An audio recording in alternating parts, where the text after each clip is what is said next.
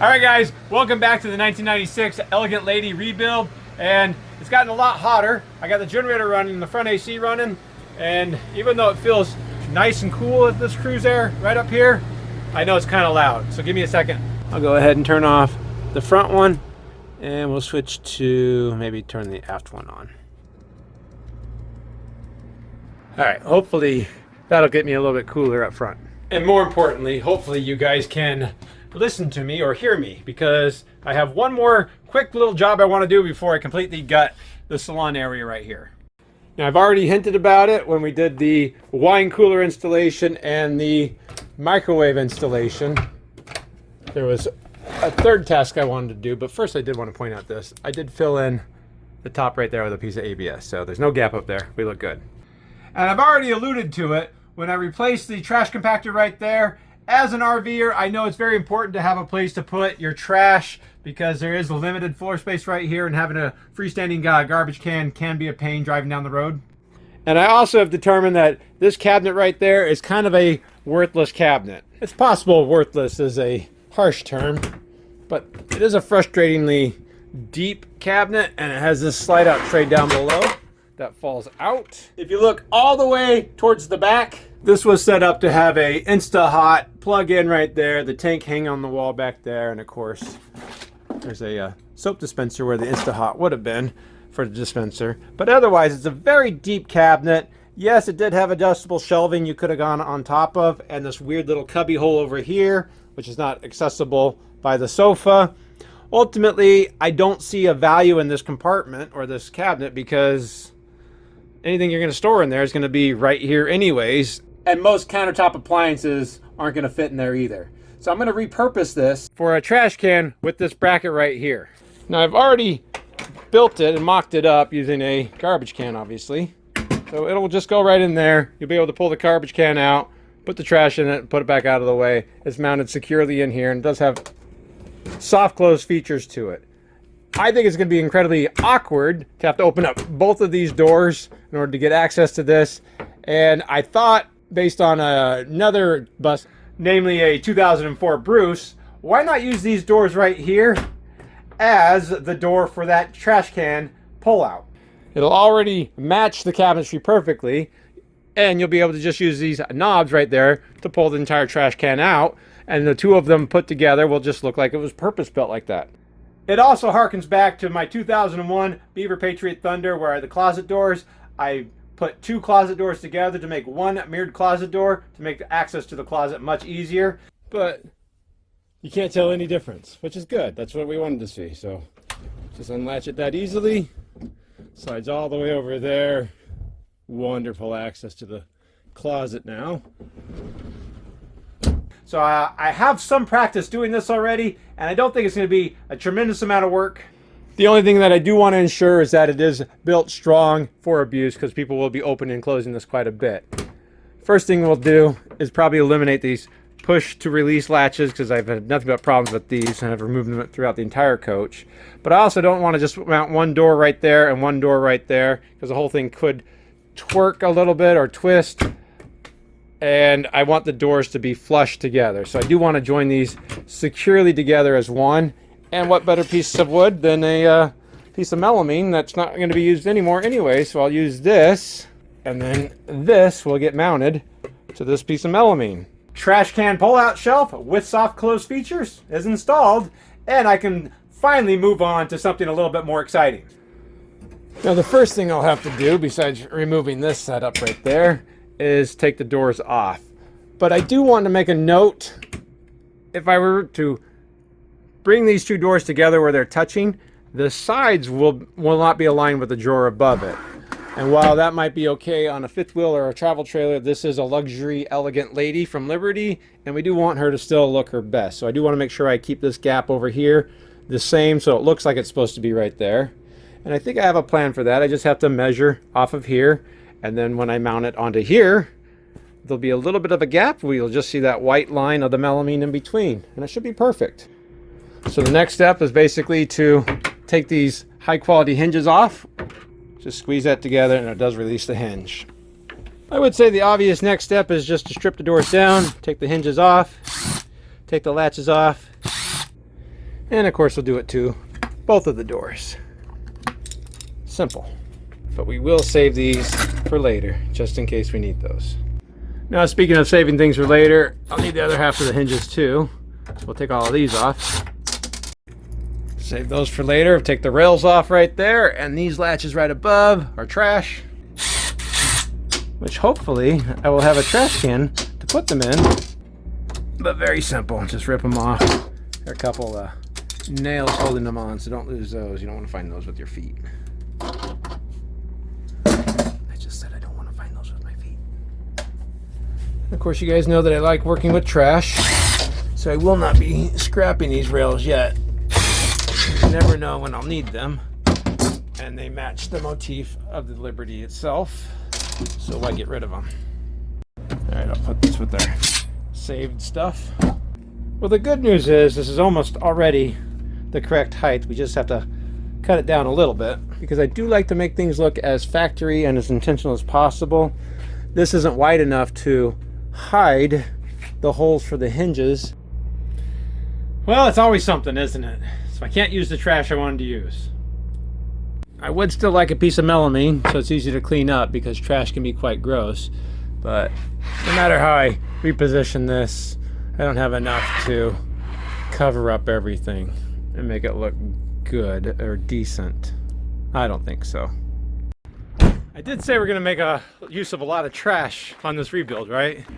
Over here for the last few months, I've had this table that my neighbor gave me, and check this out.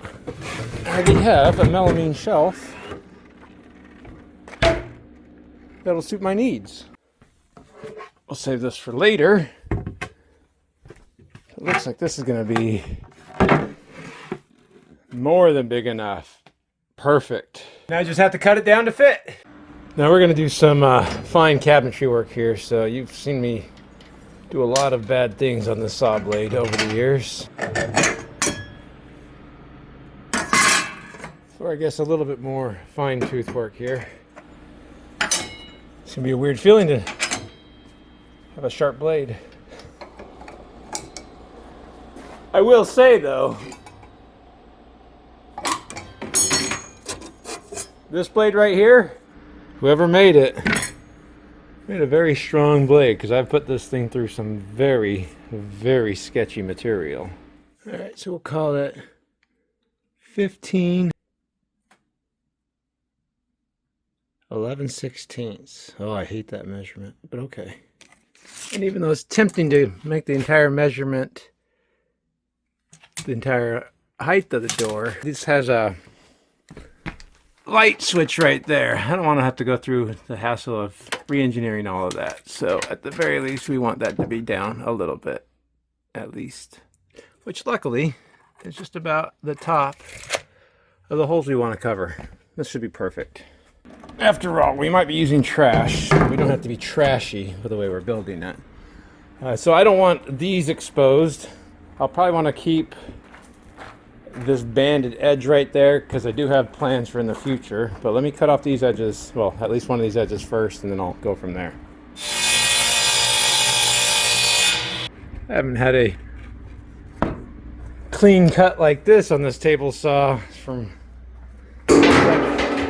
as long as I can remember. So I'm going to go with 15/11/16 wide by 20 1/4 tall.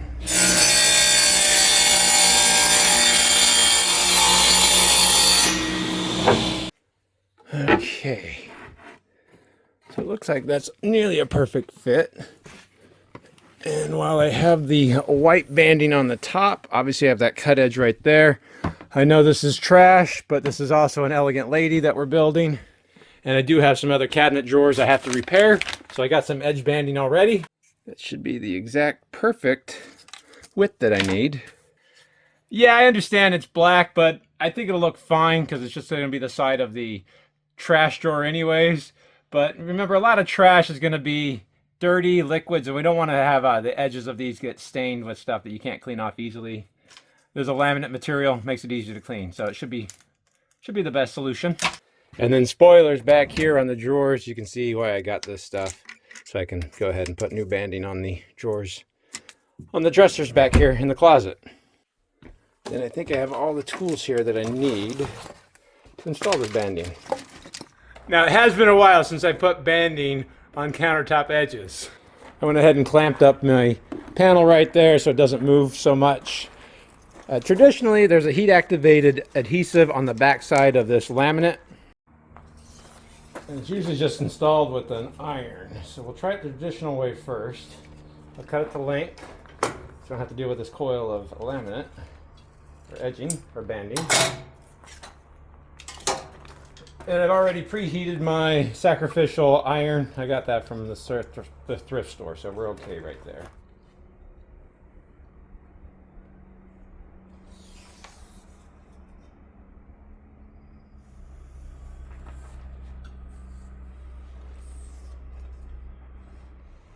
Not too bad, huh? Now, every time I've ever tried to do this before, it's never turned out great, so I don't have high hopes for myself about it. But, get the roller, try to apply a little bit more pressure on it, even it all up. We'll let it cool off. And I think my big problem in the past is I used a cutoff router to get the excess length off, because it is a little bit proud. I can catch a nail on this side. Obviously, we're too long on both sides right there. So I've been inundated by this ad for this tool, and I thought I'd give it a shot. It's supposed to be a purpose-built edging tool. I don't know if that's a great name for it. It's got a sharp edge on this side that we'll just use to cut it to length. And right there. And theoretically, it's got this guide on the side right here. You just line this up where you want it to be, and it will cut it flush.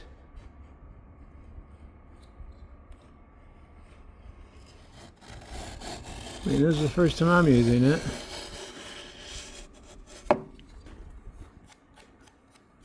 It's pretty nice.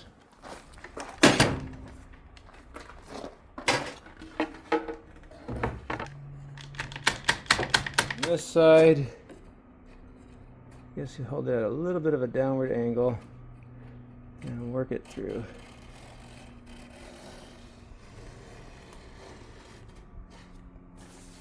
Ooh, that's smooth. The other thing you're supposed to do is on the other side there's a little notch right there, so it's not a hard edge. Apparently you're just supposed to drag it across.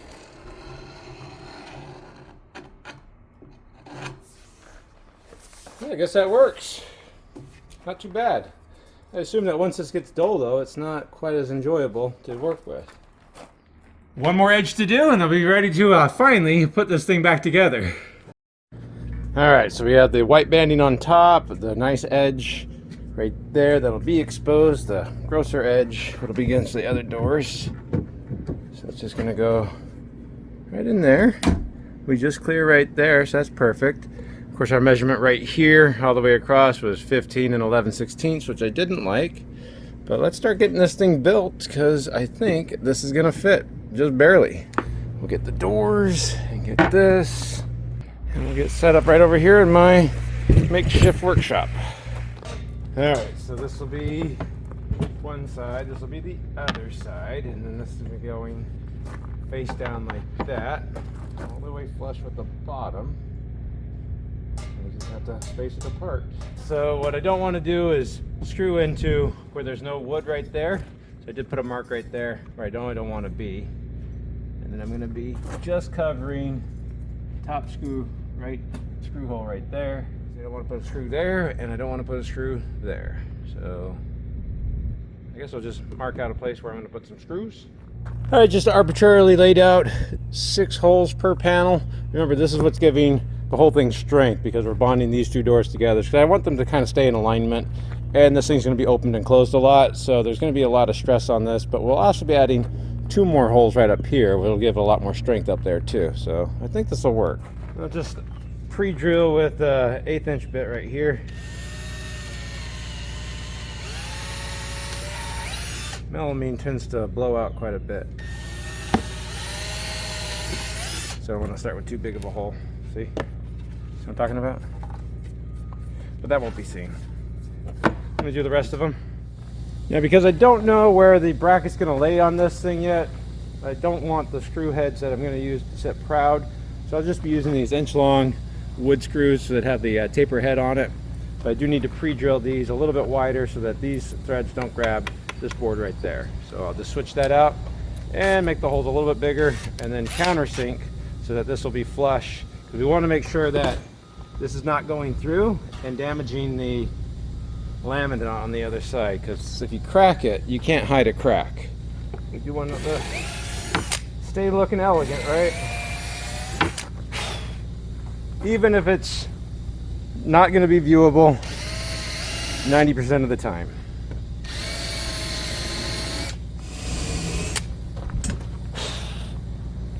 All right, it's time to build this thing up and mock it up and make sure all this work was worthwhile. Now again, because melamine, which these doors are actually made out of, blows out really easily, I'm going to pre-drill with just an 1/8 inch drill bit.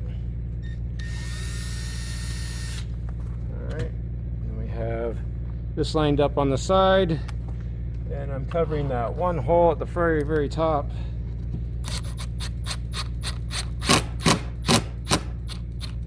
Alright, now we see if we wrist it all. Hey. You can even see it's not cracked. I didn't do that. Don't worry about that. Hope you guys can appreciate I put a framing square right there because I'm sure my table saw wasn't completely square. So.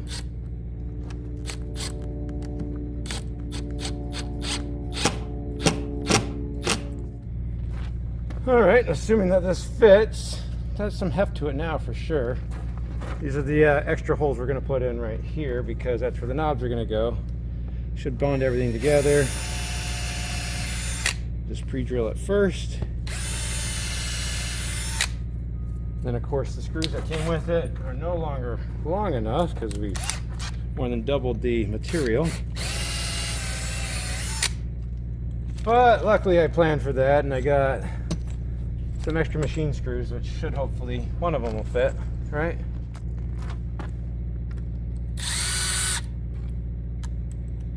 All right.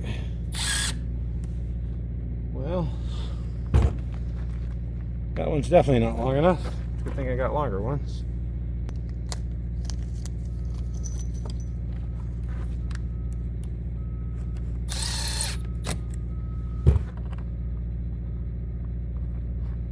All right, that'll work.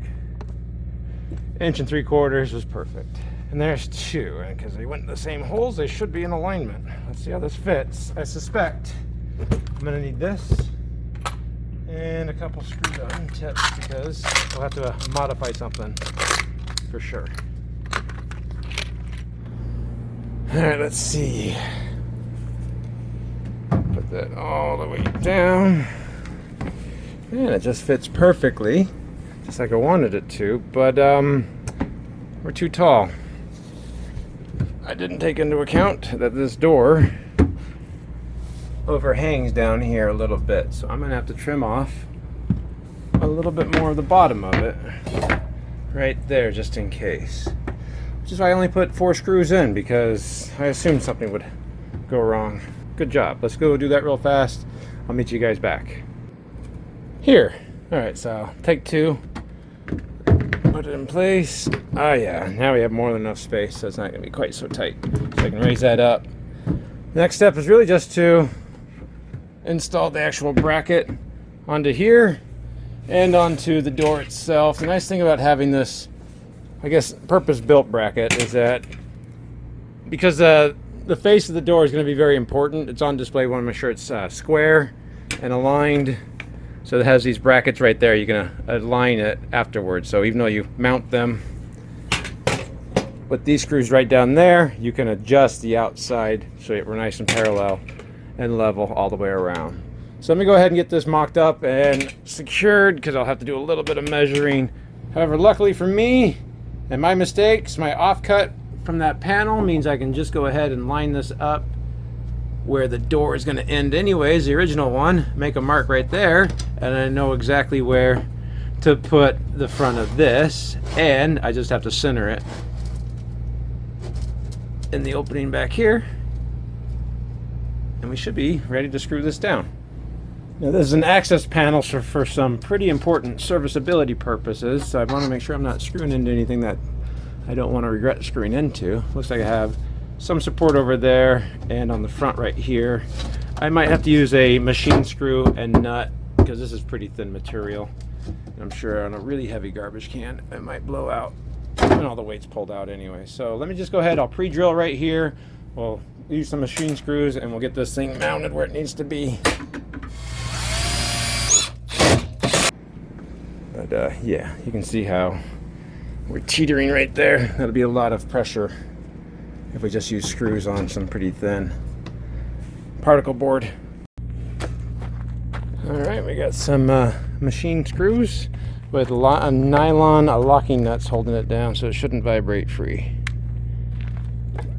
You know, in my head this was a quick, easy, simple job to get a win from, but this has turned into quite the ordeal.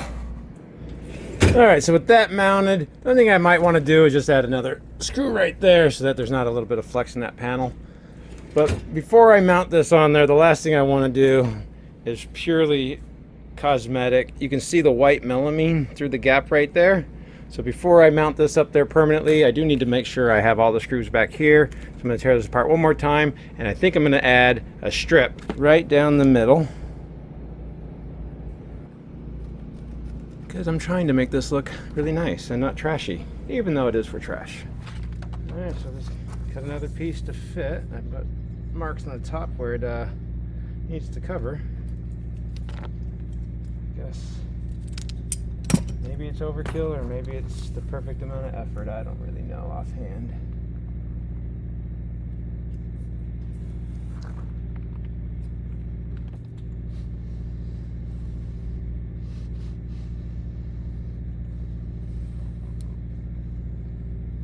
I don't think I'll need adhesive with 6 screws on each panel. I think we should be good. I might be overthinking that. Alright, that shouldn't be too thick to actually affect anything anyways. It's pretty paper thin. Alright, all screwed together. And now you don't see that white poking through. Then I think the good news again is that because I made that mistake, this piece right there is the perfect spacer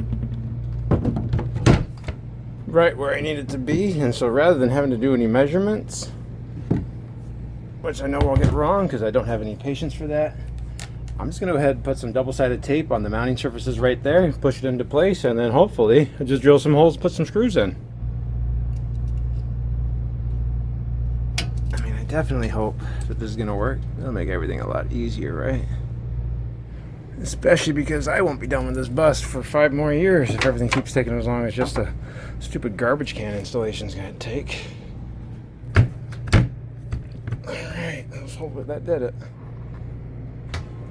Alright, well, I think that it kind of worked. Now I just put some screws in there and we're almost done. Almost. Alright, so with 2 screws installed, let's see, that gap is definitely not even right there, and down here, definitely not good there. But what I can do, using a Phillips screwdriver, so I just have to loosen up all these screws right there. And now with this top one, I can go ahead and tighten that up, which should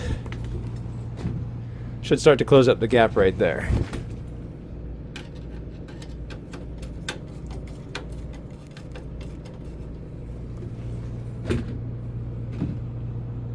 Yeah, it's looking good. Just a little bit off there. You know what? That looks pretty good to me, guys. Now all I have to do is add a couple more screws on the mounting brackets right there.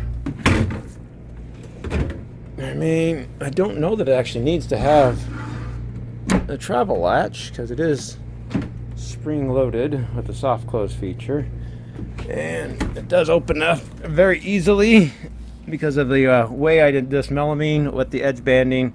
I think it looks like Liberty probably installed this. The only other thing I don't really need is 2 switches right there I do have to replace the light bulb that's in that light. I don't know if you need to have a light up anymore, but more importantly, I need this switch. Not really because two switches are pushing it out too much, which it wasn't, but mostly because I don't want to try to source another one of these switches. I'm sure it's fairly easy to get, but this door right here, the switch that was on it was broken. And now, in keeping with the theme of this video, I fixed something else using trash. It's definitely turned into quite the ordeal, but I am happy and pleased with the results. Using that bracket rather than trying to make my own made it infinitely a lot easier to align the two doors that I made into one door. I mean, this is exactly what I wanted. From my mind's eye to the build. It's a little dirty, but you know, so is the rest of the coach. Speaking of the rest of the coach, it's time for me to start to gut the salon right here and figure things out rather than just do small little projects. But here we go. It was a pull-out trash can shelf with door mounting kit. I don't know who made it. I'll put a link in the description, but really pleased with the way it turned out. I'm happy with it. And speaking of needing things for later, go ahead and take these other side of the... I guess I should also clean it off a little bit because I've done unspeakable things and it's not entirely dust-free. In fact, I had a lot of battery acid on it that I just got off because I did batteries just the other day. Cleaning some battery cables.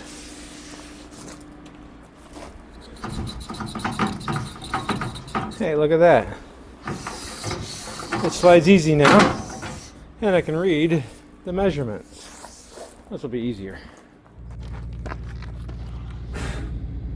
Alright, so I'm going to be using these